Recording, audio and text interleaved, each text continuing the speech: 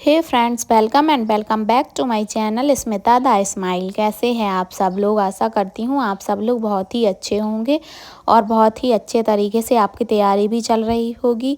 बताना है आपको कि आपका एग्ज़ाम कितने तारीख को है, ये कमेंट करके आपको ज़रूर बताना है कि किसका एग्ज़ाम कितने तारीख को है और अपनी अपनी डेट शेयर करनी है, ताकि मैं ये देख लूँ कि कितने स्टूडेंट ऐसे हैं जिनका एग्ज़ाम अभी बाकी है और उनको अभी ज़रूरत है इस तरीके के सेशन को लाने की। आज जो सब्जेक्ट मैनेजमेंट है, जो मैनेजमेंट कौशल आना है, स्किल आनी है जो एग्ज़ाम में, उसके क्वेश्चंस जो एग्ज़ाम पैटर्न पर आधारित हैं, जैसे एग्ज़ाम में आ रहे हैं वैसे ही क्वेश्चंस की सीरीज मैं लेकर आई हूँ आप लोगों के सामने। क्योंकि आप लोगों को ये जो समझ पर आधारित क्वेश्चन है वो मैंने नहीं करवाए थे, तो आपको देख लेना है कि समझ पर आधारित क्वेश्चन कैसे एग्ज़ाम में आ रहे हैं। चलिए सेशन को बढ़ाते हैं और देखते हैं कैसे क्वेश्चन एग्ज़ाम में आ रहे हैं। समझ आधारित क्वेश्चंस, कुछ नए क्वेश्चंस जिस तरीके के क्वेश्चन एग्ज़ाम में आ रहे हैं उसी तरीके का पैटर्न आज लेकर आई हूँ मैनेजमेंट सब्जेक्ट का। जो मैनेजमेंट सब्जेक्ट है उसमें लगभग लैंग्वेज आधारित क्वेश्चन ही आ रहे हैं जो कि थ्योरी बेस्ड हैं, जैसे कि मैं आज लेकर आ गई हूँ। तो आपको इससे अंदाज़ा लग जाएगा कि किस तरीके के क्वेश्चन एग्ज़ाम में आ रहे हैं। और जो क्वेश्चन एग्ज़ाम में आ रहे हैं, जैसे कि समझ पर आधारित हैं और जो बड़े बड़े क्वेश्चंस टाइप के हैं, जो पढ़ के थोड़ा सा ये लगेगा कि इस टाइप का पढ़ा नहीं है, बाकी वो वही क्वेश्चन है और उनका वही आंसर है। बस थोड़ी सी समझ विकसित करनी है और अगर समझ विकसित हो गई तो कोई प्रॉब्लम नहीं जाएगी। तो उसी तरीके के क्वेश्चंस का मैं सेशन लेकर आई हूँ, ताकि आप लोगों को पहले ही पता चल जाए कि कैसे क्वेश्चन आएंगे और आपको वहाँ पर क्वेश्चन देखकर घबराहट नहीं होगी, ना ही ये लगेगा कि इस टाइप के बड़े बड़े क्वेश्चन तो मैंने पढ़े ही नहीं हैं। और जो ये लैंग्वेज बेस्ड क्वेश्चन होते हैं वो थोड़ा सा डर पैदा कर देते हैं कि इतने बड़े क्वेश्चंस कैसे बनेंगे। बाकी क्वेश्चन वही रहते हैं, थोड़ा सा उसमें लैंग्वेज ऐड कर देते हैं, बाकी कोई प्रॉब्लम नहीं जाएगी। तो वैसे ही क्वेश्चन का सेशन लेकर आई हूँ मैं, ताकि आपको वहाँ पर जाने के बाद कोई प्रॉब्लम ना हो, आप वैसे क्वेश्चन को यहाँ से ही डील करके जाएं, यहाँ पर ही देख कर जाएँ। तो आज बने रहिए आप इस नए सेशन में और इस तरीके के क्वेश्चन लगाइए और बताइए कि कैसे लगे आपको क्वेश्चन, कैसा लगा सेशन। ऐसे ही सेशन और भी चाहिए हों अगर आपको तो आप बताना, मैं सभी सब्जेक्ट के इसलिए इस टाइप का सेशन लेकर आई हूँ, इस टाइप के क्वेश्चंस लैंग्वेज आधारित लेकर आई हूँ, ताकि आपको सभी सब्जेक्ट का एक एक बार रिव्यू मिल जाए कि कैसे क्वेश्चन आएंगे वहाँ पर, तो आप कर ले जाएंगे और कोई दिक्कत नहीं है। वैसे क्वेश्चंस तो काफ़ी मैंने कराए हैं और आपने करे भी हैं, आपको समझ में भी आए हैं और उसी तरीके के क्वेश्चंस भी कुछ आ रहे हैं, बाकी कुछ लैंग्वेज बेस्ड क्वेश्चन भी आ रहे हैं। तो लैंग्वेज वाले क्वेश्चन मैंने नहीं कराए थे अभी तक, तो मैं आपको आज वही लेकर आई हूँ।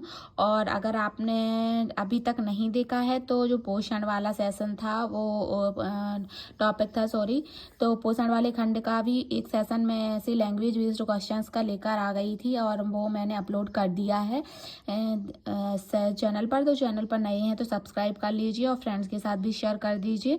तो उस तरीके का भी आप एक प्रैक्टिस सेट लगा लीजिए। और ये मैनेजमेंट सब्जेक्ट का है तो ये भी आप लगा लेना। और अभी कौन सा सब्जेक्ट वो बाल विकास वाला रह गया है, जो शिशु की देखभाल वाला, तो वो भी, उसके भी मैं ऐसे क्वेश्चन लेकर आऊँगी। बाकी नॉर्मल क्वेश्चंस तो आप बहुत सारे कर चुके हैं तो उसी तरीके के ही आएंगे। ये थोड़ा सा डिटेल वाले क्वेश्चन जो समझ पर आधारित हैं उनका मैं सेशन लेकर आ रही हूँ, जो कि मैंने रिव्यू देखकर पता किया था कि रिव्यू में बता रहे थे बच्चे कि ऐसे ही क्वेश्चन आ रहे हैं। तो मैंने सोचा कि इस तरीके का सेशन क्यों ही रह जाए, क्यों आपकी तैयारी में थोड़ी सी कमी रह जाए। अभी तो काफ़ी टाइम है, कुछ लोगों के लिए तो अप्रैल में एग्ज़ाम है तो उनको तो काफ़ी टाइम है और वो कर भी सकते हैं इस तरीके के क्वेश्चन। तो चलिए सेशन को आगे बढ़ाते हैं और क्वेश्चन सॉल्व करते हैं कि किस तरीके का क्वेश्चन एग्जाम में आ रहे हैं। फर्स्ट क्वेश्चन से स्टार्ट करते हैं। फर्स्ट क्वेश्चन है, माया को अपनी टीम को एक नया सुरक्षा प्रोटोकॉल समझाना है। इस जानकारी को संप्रेषित करने में उसका प्राथमिक लक्ष्य होना चाहिए।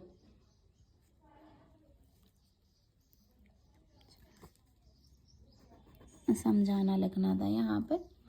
माया जो है उसको, उसकी जो टीम है उसको एक नया सुरक्षा प्रोटोकॉल यानी कुछ नए नियम बताने हैं, वो भी सिक्योरिटी से रिलेटेड। तो इस जानकारी को संप्रेषित करने में उसको प्राथमिक लक्ष्य उसका क्या होना चाहिए? ऑप्शन ए तत्परता और भय की भावना पैदा करना, यानी कि जो सुरक्षा प्रोटोकॉल वो समझा रही है, जो सिक्योरिटी के जो रूल्स बता रही है उसका क्या लक्ष्य है, क्या वो टीम में तत्परता और भय की भावना पैदा करना चाहती है, यह सुनिश्चित करना कि सभी कर्मचारी प्रोटोकॉल को समझें और उसका पालन करें। क्या उसका उद्देश्य ये है प्रोटोकॉल बताने से कि सभी कर्मचारी प्रोटोकॉल को समझें, उसका पालन करें, या फिर उसका उद्देश्य ये होगा कि अपना अधिकार प्रदर्शित करना, कि वो सब पूरी टीम पर अपना अधिकार जमाना चाहती है, या फिर वह बातचीत और प्रश्नों को कम से कम करना चाहती है नियम बताकर। तो बताना है कि क्या इसका लक्ष्य होगा, जो ये नियम बना रही है और समझा रही है टीम को, उसका लक्ष्य क्या होगा, ये बताना है। तो ये 4 ऑप्शन दिए गए हैं, जिनमें से 2 ऑप्शन तो नेगेटिव ही हैं, तो वो तो हट ही जाएंगे, एलिमिनेट हो जाएंगे। जैसे कि अधिकार प्रदर्शित करना, ये थोड़ा सा अपने आप को वो समझना है कि मैं ही तुम्हारे ऊपर मैं जो कहूँगी वही करना पड़ेगा, इस टाइप से।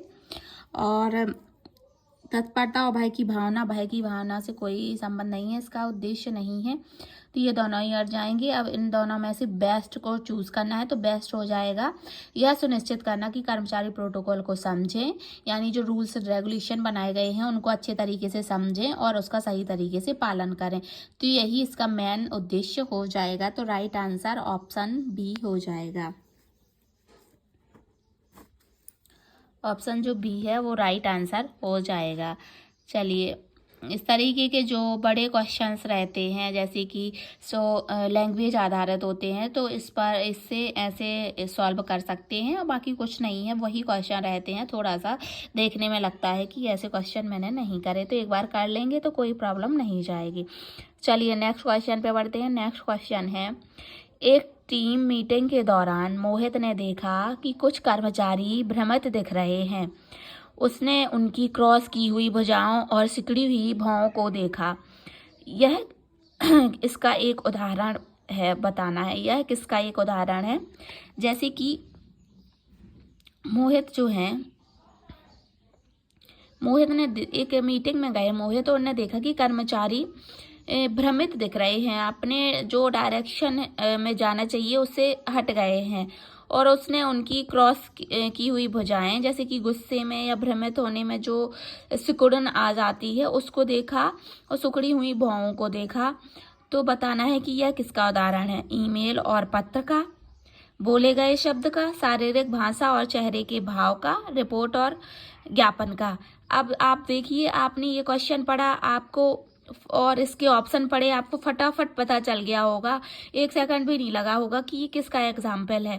तो इसी तरीके के क्वेश्चन देखने में बड़े लगेंगे, लैंग्वेज बेस्ड रहेंगे, बाकी वो क्वेश्चन ऐसे नहीं है जो आपसे ना बने, आप समझ ना पाएँ, तो कोई प्रॉब्लम नहीं है। अगर ऐसे भी क्वेश्चन आ रहे हैं तो आप आराम से इसको कर सकते हैं, बस थोड़ा सा टाइमिंग ज़्यादा लगेगी, तो कोई बात नहीं है, इसमें कोई टेक्निकल सब्जेक्ट नहीं आ रहा है, सभी क्वेश्चन ऐसे ही हैं, भाषाई प्रश्न आएंगे, तो इसमें ज़्यादा टाइम है आपके पास, तो आप कर लेंगे आसानी से।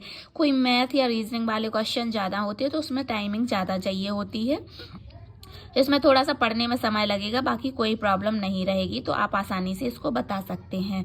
तो इसका राइट आंसर हो जाएगा ऑप्शन सी, शारीरिक भाषा और चेहरे के भाव। यानी जब भुजाएं सिकुड़ी होती हैं, भौएं सिकुड़ी होती हैं और भुजाओं पर क्रॉसिंग होती है, तो वो हाव भाव दिख रहे हैं, हाव भाव देखना एक शारीरिक भाषा है, एक सांकेतिक लैंग्वेज है, जो चेहरे के भाव हैं और शारीरिक भाषा है। तो ये ऑप्शन सी इसका राइट आंसर हो जाएगा। इसमें कोई भी सिक्स सेंस की ज़रूरत नहीं है, इसमें आसानी से ही आपको बन जाएंगे ऐसे क्वेश्चंस। चलिए नेक्स्ट क्वेश्चन पर बढ़ते हैं। नेक्स्ट क्वेश्चन है, हरीश ने कपड़े की बुनाई की नई प्रक्रिया को समझने के लिए एक दृश्य सहायता बनाने का फैसला किया। उसके विचार को दृश्य सहायता में बदलने को कहा जाता है। पूछा जा रहा है कि जो हरीश है, हरीश ने कपड़े की बुनाई की नई प्रक्रिया को समझने के लिए एक दृश्य सहायता बनाने का फैसला किया। उसने जो ये फैसला किया है उसका उसका विचार को क्या कहा जाएगा, यानी जो विचार को बदलने को क्या कहा जाएगा। तो जो बनाई गई है प्रक्रिया बुनाई की, वो तो एनकोड करी गई हुई प्रक्रिया कहलाएगी, क्योंकि देखा नहीं गया है कि उसने कैसे क्या बनाया है, उसने एनकोड करके भेजा है। और जो हरीश है उनने उसको दृश्य सहायता में बदलने की कोशिश की, यानी उसको डिकोड करने की कोशिश की। तो ये बताया जा रहा है कि हरीश ने जो कपड़े की बुनाई की जो प्रक्रिया है, इसको समझने के लिए एक दृश्य सहायता बनाने का फैसला किया, उसको समझने के लिए कि किस तरीके की ये प्रक्रिया है। तो इसको पूछ रहे हैं कि क्या कहा जाता है।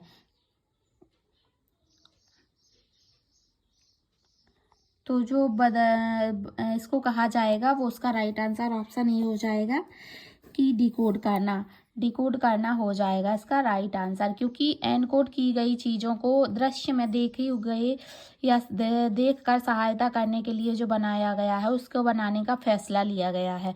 तो वो उसका राइट आंसर ऑप्शन ए हो जाएगा, डिकोडिंग। इस तरीके के क्वेश्चन आएंगे, थोड़ा सा समझ बना लेंगे तो वो बन जाएंगे क्वेश्चन। जैसे कि अब यहाँ पे बनाई गई है तो पहले से बनी हुई होगी बुनाई की प्रक्रिया, तो वो हो जाएगा एनकोड में। और जब उसको समझने योग्य बनाने में जो हेल्प करने वाला चीज़ बनाई जाती है तो उसको डिकोड करना कहलाया जाएगा। तो इस तरीके का समझ विकसित करनी है और समझ बनानी है क्वेश्चंस के ऊपर, बाकी कुछ नहीं है। ऐसे ही क्वेश्चन आने हैं एग्ज़ाम में और आ भी रहे हैं, और आप अपने फ्रेंड सर्कल में पूछ भी लेना जो ये चीज़ एग्ज़ाम देकर आए हैं, तो आपको समझ में आ जाएगा कि हाँ इसी तरीके के क्वेश्चन आ रहे हैं। क्योंकि इस तरीके के क्वेश्चन जो आ रहे हैं बड़े बड़े क्वेश्चन, वो किसी भी स्टूडेंट को याद नहीं रह रहे हैं कि क्या क्वेश्चन था, क्योंकि क्वेश्चन काफ़ी बड़े हैं। जो 1 लाइन वाले क्वेश्चन होते हैं वो याद रह जाते हैं कि क्या पूछा जा रहा है, ऐसे में एग्जैक्ट क्वेश्चन याद नहीं रहते हैं। बाकी ये समझ में आता है, इतना माइंड में रहता है कि बड़े क्वेश्चन लैंग्वेज बेस्ड आ रहे हैं, जिससे माइंड थोड़ा सा सेटअप करके जाना है, और बाकी आप पढ़ के जाएंगे तो आपसे बन जाएंगे ये क्वेश्चन। चलिए नेक्स्ट क्वेश्चन पे बढ़ते हैं। नेक्स्ट क्वेश्चन है सोहन। चलिए नेक्स्ट क्वेश्चन पे बढ़ते हैं। जो नेक्स्ट क्वेश्चन है, सोहन दैनिक उत्पादन लक्ष्यों के बारे में अपना संदेश देने के लिए व्हाइट बोर्ड और मार्कर का उपयोग करना चुनती है। व्हाइट बोर्ड और मार्कर निम्न का प्रतिनिधित्व करते हैं। सॉरी, जो सोहन है वो क्या करता है कि जो अपने दैनिक लक्ष्यों के बारे में संदेश देने के लिए, जैसे कि अपनी टीम को, मान लीजिए कोई टीम है या कोई भी सदस्य कर्मचारी हैं, उनको अपने उत्पादन के बारे में बताना है कि कैसे क्या करना है, तो उसके लिए एक वाइट बोर्ड और मार्कर का यूज़ करती है। तो बताना है कि जो वाइट बोर्ड और मार्कर का यूज़ किया गया है वो वाइट बोर्ड और मार्कर किस चीज़ के अंतर्गत आएंगे। प्राप्तकर्ता होंगे वो, प्रेषक होंगे वो, चैनल होंगे और फीडबैक होंगे। अब देखिए क्वेश्चन आपने पढ़ा, अब आपको समझ में बिल्कुल भी नहीं आएगा कि इसमें क्या इतना बड़ा क्वेश्चन है और क्या पूछेंगे। बाकी आप इनके ऑप्शन देखेंगे तो जैसे कि कोई व्यक्ति है और जो समझा रहा है उत्पादन के बारे में अपने कर्मचारियों को, तो व्यक्ति ही प्रेषक हो गया समझाने वाला, और जो जिनको उस कर्मचारियों को समझा रहा है वो प्राप्तकर्ता हो जाएंगे। तो अब आप ये दोनों ही ऑप्शन हटा देंगे। अब बताइए मार्कर और वाइट बोर्ड है, क्या वो फीडबैक में आ जाएंगे? नहीं आएंगे ना, क्योंकि जो समझा रहे हैं उसके बारे में कर्मचारियों को क्या समझ में आ रहा है, उसके ऊपर उसकी क्या प्रतिक्रिया रहेगी, क्या क्रॉस क्वेश्चन रहेंगे, वो उसके फीडबैक में आएंगे। और तो तीनों ही क्वेश्चन ये हट जाएंगे। जो चैनल है यानी इसके माध्यम से समझा रहे हैं, माध्यम मीडियम क्या है, वाइट बोर्ड और मार्कर ही मीडियम है, इनके द्वारा ही समझाया जा रहा है, तो इस चैनल के अंतर्गत आ जाएंगे। तो इसका राइट आंसर ऑप्शन सी हो जाएगा, चैनल। जो व्हाइट बोर्ड और मार्कर है वो चैनल के अंतर्गत आ जाएंगे, ना कि प्रेषक या प्राप्तकर्ता, और फीडबैक में तो बिल्कुल भी नहीं आएंगे। तो इस तरीके के अपने माइंड में थोड़ा सा, आपने एग्जैक्ट ये क्वेश्चन नहीं पढ़ा होगा, कभी भी नहीं पढ़ा होगा इस तरीके का क्वेश्चन, मतलब कि यही क्वेश्चन पढ़ा हो आपने, बाकी आपको समझ में तो आ रहा है ना कि इसमें क्या आंसर होगा। इस तरीके के ही क्वेश्चन आ रहे हैं एग्जाम में। तो कोई घबराने की ज़रूरत नहीं है। बढ़िया से जाइए, नॉर्मल होकर और बढ़िया काम होकर जाइए और बढ़िया से एग्ज़ाम दीजिए, आपको बन जाएंगे। अगर आपने तैयारी अच्छे से करी है तो आपको ये क्वेश्चन आराम से बन जाएंगे। ये क्वेश्चन तो और अच्छे रहते हैं, ना इनमें भूलने का डर रहता है, ना इनमें कोई रटने का डर रहता है। बस समझ आ गई तो कभी भी पूछ लीजिए, क्वेश्चन आपको एग्जैक्ट बन जाएंगे। चलिए नेक्स्ट क्वेश्चन पे बढ़ते हैं। नेक्स्ट क्वेश्चन है, संचार का सेशन बीवर मॉडल मुख्य रूप से निम्न पर केंद्रित है। जो संचार का जो कम्युनिकेशन का सेशन बीवर मॉडल है वो पूछा जा रहा है कि किस पर आधारित है, ये पूछा जा रहा है। देखिए इस तरीके के क्वेश्चन भी आ रहे हैं। ये है वन लाइन फैक्ट मॉडल। जैसे कि कोई पूछेगा रिव्यू में कि कोई मॉडल आया था तो बता सकती हैं कि हाँ सेशन बीवर मॉडल आया था, उसके बारे में पूछा गया था, ये बता सकती है बच्चे। बाकी जो इस टाइप के क्वेश्चन रहते हैं इनका कोई याद नहीं रहता बच्चों को, क्योंकि ये इतने बड़े क्वेश्चन रहते हैं कि कोई बताने में आसानी नहीं जाती है, प्रॉब्लम ही जाती है, तो इसलिए बच्चे बता नहीं पाते हैं और ऐसे ही क्वेश्चन आ रहे हैं। तो बताना है कि जो सेशन बीवर मॉडल है वो किस पर आधारित है। संचार के सामाजिक और सांस्कृतिक पहलू पर, दर्शकों पर मीडिया के वैज्ञानिक प्रभाव पर, या फिर सूचना का प्रसारण और शोर की अवधारणा पर बताना है, या फिर सूचना का प्रसारण और शोर की अवधारणा पर, या फिर अर्थ निर्माण में भाषा की भूमिका पर। तो बताना है आपको कि क्या किस मॉडल वो सेशन बीवर मॉडल है किस पर आधारित है, ये पूछ रहे हैं। तो ये तो एकदम रटने वाले क्वेश्चन हैं। तो इस तरीके के क्वेश्चन भी कुछ आ रहे हैं, ऐसा नहीं है कि सारे क्वेश्चन लैंग्वेज बेस्ड ही आ रहे हैं, इस तरीके के क्वेश्चन भी आ रहे हैं एग्जाम में। तो ऐसे भी क्वेश्चन तो पढ़े ही हैं आपने और पढ़ के जाना ही है। तो इसका राइट आंसर ऑप्शन सी हो जाएगा। सूचना का प्रसारण और शोर की अवधारणा, जो सेशन बीवर मॉडल है वो सूचना का प्रसारण और शोर की अवधारणा पर आधारित है। इस तरीके के क्वेश्चन और भी हैं। अभी आगे बढ़ते हैं सेशन में, और ऐसे क्वेश्चन आप एक सेशन अटेंड कर लेंगे तो आपको समझ में आ जाएगा। आप घबराएंगे नहीं कि किस तरीके के क्वेश्चन आ रहे हैं और मैं डील कर पाऊंगी या कर पाऊंगा, नहीं कर पाऊंगी। तो ये आप लोगों को आराम से कर लेने हैं, कोई दिक्कत नहीं जाएगी आपको, आप बहुत ही अच्छे तरीके से कर लेंगे। चलिए बढ़ते हैं अपने नेक्स्ट क्वेश्चन पर, सेशन को आगे बढ़ाते हैं। जो नेक्स्ट क्वेश्चन है वो है, पर्यवेक्षक द्वारा नई प्रक्रिया समझाने के बाद महिला कार्यकर्ता चरणों को समझती है। महिला कार्यकर्ता की समझ किसका एक उदाहरण है। जो पर्यवेक्षक है उसके द्वारा कोई प्रक्रिया समझाई गई और वही प्रक्रिया जो समझाई गई वो महिला कार्यकर्ता को समझ में आ गई, तो क्या कहते हैं इसको। यानी जो समझाई गई उसको एनकोडिंग कहलाएगा, और जो समझ में आ गई तो वो डिकोडिंग कहलाएगी। और जब समझने के बाद उसके बारे में क्वेश्चन किया गया या फिर क्वेश्चन ना करने के बाद आंसर दिया गया तो वो फीडबैक कहलाएगा। और जिस माध्यम से समझाई गई है वो मीडियम चैनल कहलाएगा। ये मैं कई बार बता चुकी हूँ आपको पहले भी, और अभी भी इस सेशन में भी ये क्वेश्चन ऐसे ही आया था। तो इस तरीके का क्वेश्चन है, और जो बस मेन है क्वेश्चन को पढ़ना और समझना, तो समझ पर आधारित ही क्वेश्चन आ रहे हैं। जो आप समझ लेंगे जैसे मैंने आपको समझाया तो बहुत ही आसानी से आप सॉल्व कर सकते हैं। जैसे मैंने बताया कि पर्यवेक्षक द्वारा समझाई गई तो वो एनकोडिंग कहलाएगी, और कार्यकर्ता द्वारा जो समझ ली गई तो वो डिकोडिंग कहलाएगी। फिर कार्यकर्ता द्वारा उसके बारे में कोई जवाब दिया गया है तो वो प्रतिपुष्टि यानी फीडबैक कहलाएगा। और जिस माध्यम से पर्यवेक्षक ने वो समझाने की कोशिश की गई है, चाहे वो ब्लैक बोर्ड, व्हाइट बोर्ड के द्वारा, मैसेज के द्वारा, या फिर बातचीत के द्वारा, आमने सामने बातचीत के द्वारा, किसी भी तरीके से समझाई गई तो वो मीडियम के अंतर्गत, चैनल के अंतर्गत आ जाएगा। चलिए इसका राइट आंसर ऑप्शन बी हो जाएगा, डिकोडिंग।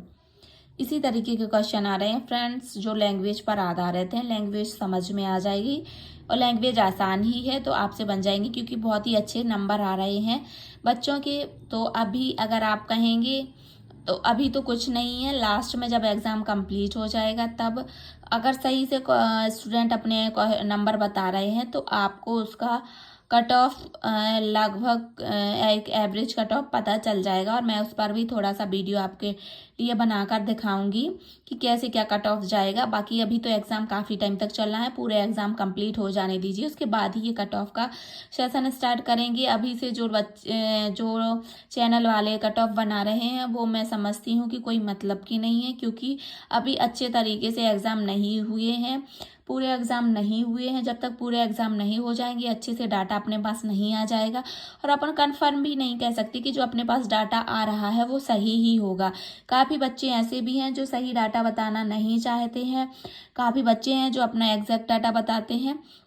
तो इस तरीके से जो एक कट ऑफ बनाकर बता रहे हैं इंस्टीट्यूट वाले, वो मेरे अकॉर्डिंग सही नहीं जाएगा। हाँ, एक एवरेज कट ऑफ बता देते हैं, ताकि वो भी उसी पर बेस्ड रहता है जो बच्चों ने अपने मार्क बताए हुए हैं। और वैकेंसी स्टूडेंट कम है, वैकेंसी बहुत ही कम है, तो उसके अकॉर्डिंग कट ऑफ तो हाई जाने वाला है ही, क्योंकि एग्ज़ाम पैटर्न भी बोल रहे हैं कि थोड़ा सा इजी टू मॉडरेट ही आ रहा है। तो पढ़ने वाले बच्चे काफ़ी ज़्यादा रहते हैं, जो बहुत अच्छे तरीके से पढ़ाई करते हैं, तो उनके अच्छे नंबर आएंगे, बस उसी से ही वो सीट भर जानी है लगभग, मेरा मानना है। थोड़ा बहुत नीचे जाएगा कट ऑफ, क्योंकि वैकेंसी कम है इसलिए। और जो एवरेज मार्क आ रहे हैं बच्चों के, वो उनको अगर ये लगे कि उसके अकॉर्डिंग कट ऑफ जाएगा, तो अब कह नहीं सकते हैं अभी कुछ, जब तक पूरा एग्ज़ाम नहीं कंप्लीट हो जाता है, क्योंकि अभी बहुत टाइम है, और उस टाइम में पता नहीं क्या पलट जाए, कैसे क्वेश्चंस का पैटर्न चेंज हो जाए, अभी कुछ नहीं कह सकते। तो इसलिए मैं इसके बारे में कुछ अभी नहीं कहूँगी। मैं लास्ट में ही, जब पूरा एग्ज़ाम कंप्लीट हो जाएगा, उसके बाद ही इस टॉपिक पर बात करूँगी। चलिए नेक्स्ट क्वेश्चन पर बढ़ते हैं। और नेक्स्ट क्वेश्चन जो है वो भी लैंग्वेज, इस सेशन में मैं सारे लैंग्वेज बेस्ड ही क्वेश्चन लेकर आई हूँ, ताकि आपको समझ में आ जाए। नॉर्मल क्वेश्चंस तो आप कर ही चुके हैं, आपकी बहुत अच्छी तैयारी है ही। जो लैंग्वेज बेस्ड क्वेश्चन आ रहे हैं उसका सेशन मैं सभी सब्जेक्ट का लेकर आ रही हूँ, तो उसी में ये मैनेजमेंट सब्जेक्ट का है। चलिए क्वेश्चन पर बढ़ते हैं। पर्यवेक्षक अपनी टीम से पूछता है, कोई पर्यवेक्षक है, वो अपनी टीम से पूछता है कि क्या वे नई प्रक्रिया को समझते हैं। कार्यकर्ता एक स्पष्ट प्रश्न पूछता है। यह बातचीत महत्वपूर्ण है, क्योंकि यह पर्यवेक्षक को भ्रमित करता है, सुनिश्चित करता है कि पर्यवेक्षक को पता है कि कार्यकर्ता ने निर्देश को समझ लिया है, उत्पादन प्रक्रिया में देरी करता है, आवश्यक शोर पैदा करता है। जी, ये क्वेश्चन पढ़ लिया आपने। अब इतना फटाफट मैंने पढ़ दिया, तो शायद आपको इस तरीके से समझ में ना आया हो, और कुछ लोगों को आ भी गया हो। अब मैं इसको आराम से थोड़ा सा अपनी लैंग्वेज में समझाने की कोशिश करती हूँ, तो आप सभी को समझ में आ जाएगा। और ऐसे ही वहाँ पर भी क्वेश्चन को पढ़ के समझना है। एक जो पर्यवेक्षक हैं, वो अपनी टीम से कुछ प्रश्न पूछते हैं। क्या पूछते हैं? पूछते हैं कि क्या वे नई प्रक्रिया को समझते हैं। जो टीम है, टीम के कार्यकर्ता हैं, उनसे पूछा जा रहा है पर्यवेक्षक द्वारा कि क्या जो नई प्रक्रिया है उसको वो समझते हैं। तो एक कोई जो कार्यकर्ता है वह एक प्रश्न पूछता है उसी के बीच में। तो पूछा जा रहा है कि जो उसने प्रश्न पूछा, या जो यह बातचीत थी वह क्या कर रही थी, का उद्देश्य क्या हो रहा था। पर्यवेक्षक को भ्रमित करना, यानी वो कार्यकर्ता बीच में उठा, उसने एक क्वेश्चन किया, वो इसलिए किया कि पर्यवेक्षक भ्रमित हो जाए कि वो क्या प्रश्न पूछ रहा था, और कहीं और ही उसका माइंड ले जाए, उसको कहीं और ही खींच कर ले जाए। तो क्या ये था इसका? तो जी नहीं, ये नहीं था, ये नेगेटिव में आ जाएगा, तो इसको नहीं मानेंगे। क्या उसका उद्देश्य ये था कि प्रश्न पूछेंगे तो जो प्रक्रिया समझा रहे हैं उत्पादन की, उसमें देरी कर देंगे, ये भी नेगेटिव में आ जाएगा। क्या कार्यकर्ता का मतलब ये था कि शोर पैदा कर देते हैं, तो पर्यवेक्षक कुछ भी समझाएगा, समझ में नहीं आएगा, भटक जाएगा अपने मार्ग से। तो जी नहीं, ये तीनों ही नेगेटिव हो जाएंगे।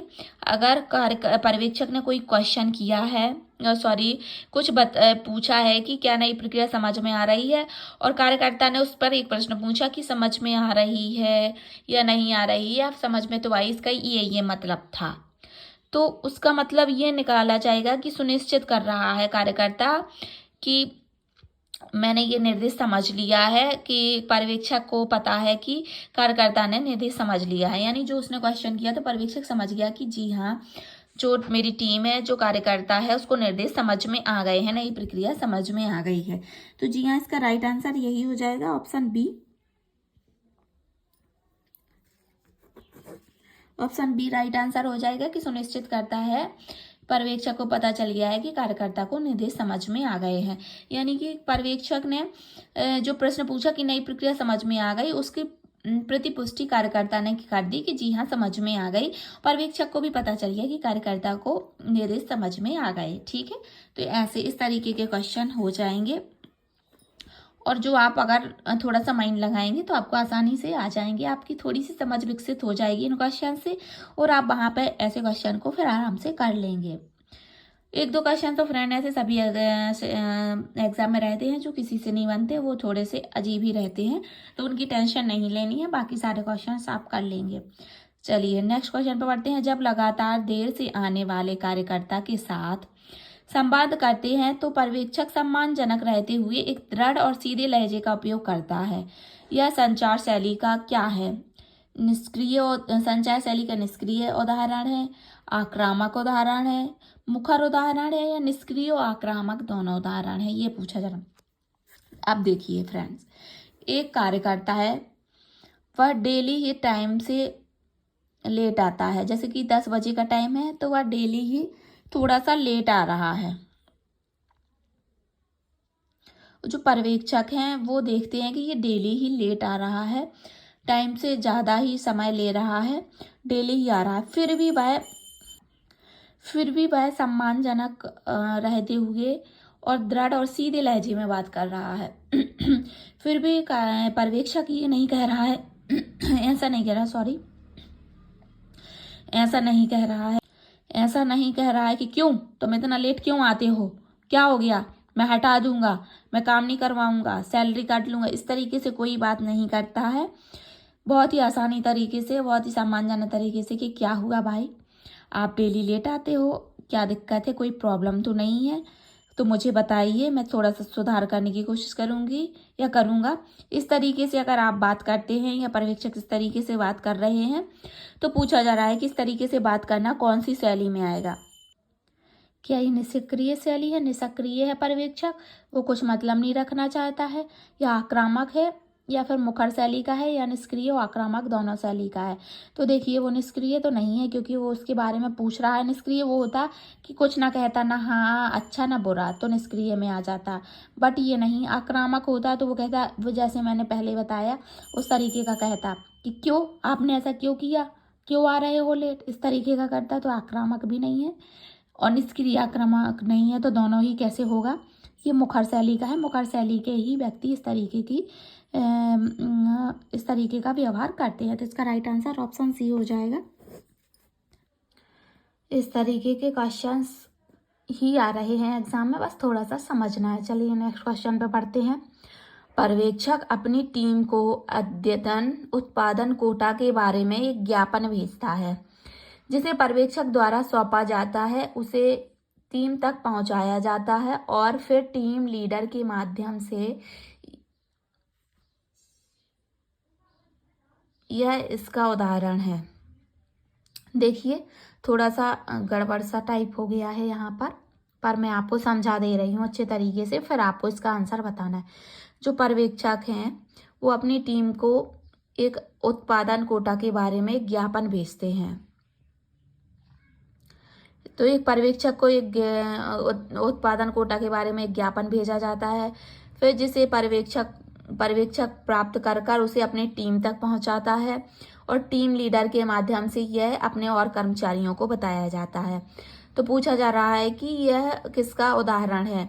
तो देखिए ये कैसा है कि पहले ऊपर वाले कर्मचारी को पर्यवेक्षक को भेजा, ऊपर वाले जो अधिकारी होते हैं उनके द्वारा पर्यवेक्षक को भेजा गया, फिर पर्यवेक्षक ने इसको प्राप्त कर अपने टीम को भेजा और टीम के लीडर ने इसको अपने, और जो लीडर है वो उसने अपने नीचे के कर्मचारियों को इसके बारे में बताया। तो ये पूछा जा रहा है तो कैसा है, तो ऊपर से नीचे वाला है, ऊपर से नीचे यानी इस टाइप का है कि पहले सबसे ऊपर वाले अधिकारी ने पर्यवेक्षक को बताया, फिर पर्यवेक्षक ने अपने प्राप्त कर टीम को भेजा, टीम के लीडर ने अपने और कर्मचारियों को समझाया, इस तरीके का। तो पहले इधर से इधर आया, फिर इधर से इधर आया, फिर इधर से इधर आया, इस तरीके का है ऊपर से नीचे वाले इसमें। तो ये ऊर्ध्वाधर संचार के अंतर्गत आएगा, ऊर्ध्वाधर और इस तरीके का अगर होता सेम ही लाइन में एक सीधी लाइन में वो क्षैतिज के अंतर्गत आ जाएगा। तो इस तरीके का होता है, वो एक ही प्रवृत्ति के जो कर्मचारी होते हैं या अधिकारी एक ही स्तर पर होते हैं, उनके बीच में होता है। और ये वाला ऊर्ध्वाधर होता है पहले बड़े अधिकारी से नीचे के कर्मचारियों तक। और ये सेम चाहे कर्मचारियों के अंदर हो, चाहे अधिकारी के अंतर्गत हो, इस तरीके का होता है। तो ये हो जाएगा। और जो ग्रेपवाइन है, ग्रेपवाइन अनौपचारिक के अंतर्गत आ जाएगा। इसका कोई भी एक रूल्स रेगुलेशन नहीं होता है। ग्रेपवाइन के अंदर कहीं से भी आ सकता है, कहीं से भी जा सकता है। तो इसका राइट आंसर आप समझ ही गए होंगे कि पहले अधिकारी से पर्यवेक्षक तक आया, पर्यवेक्षक ने इसको अपनी टीम में भेजा, टीम के लीडर ने इसको और कर्मचारियों को समझाया। तो ये ऊर्ध्वाधर के अंतर्गत आ जाएगा, ऊर्ध्वाधर संचार के अंतर्गत आ जाएगा। आई होप आपको ये क्वेश्चन समझ में आ गया होगा। चलिए नेक्स्ट क्वेश्चन पर बढ़ते हैं। ब्रेक के दौरान दो महिलाएं कर्मचारी फील्ड वर्क के दौरान सामना की जा रही एक साझा समस्या पर चर्चा करती हैं।